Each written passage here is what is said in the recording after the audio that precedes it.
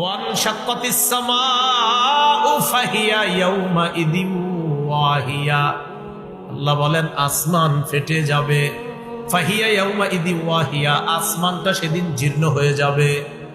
ওয়াল মালাকু আলা আরজাইহা, আসমানের যত ফেরেশতা সবাই আসমানের কিনারায় চলে যাবে। আসমান ফেটে যাবে, জীর্ণ হয়ে যাবে।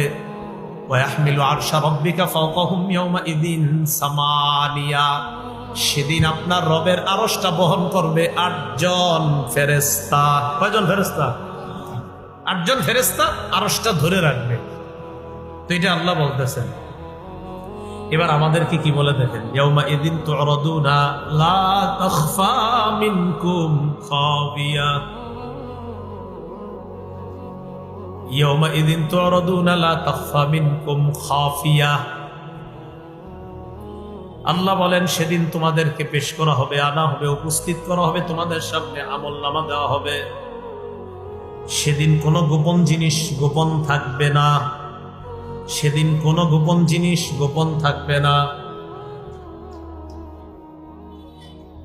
আয়াতের অনুবাদটা প্রতিদিন চিন্তা করবেন। আল্লাহ বলেন সেদিন তোমাদেরকে কিয়ামতের ময়দানে আনা হবে, তোমাদের কোনো গোপন বিষয় গোপন থাকবে না। আমি আল্লাহ যদি গোপন না করি।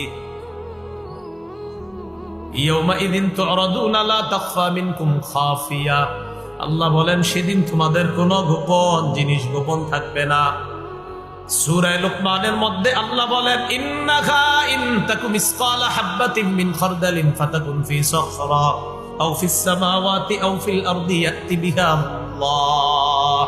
লোকমান হাকিম তার সন্তানকে বলে, সন্তান, সামান্য কোনো বস্তু যদি পাথরের মধ্যে থাকে, আসমানের মধ্যে থাকে, জমিনের মধ্যে থাকে, ইয়াতি বিহা আল্লাহ, ওই সরিষা পরিমাণ বস্তুটা কিয়ামতের ময়দানে আল্লাহ উপস্থিত করবে।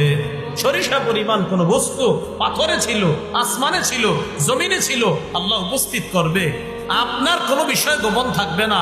হ্যাঁ, আল্লাহ অনেক গোপন বিষয় কারো সামনে প্রকাশ করবে না, তবে পর্দার আড়ালে হলেও আপনারে বলবে, বান্দা করছো এগুলা, এগুলা করছো। 3 বার স্বীকৃতি নিবে, করছিলা?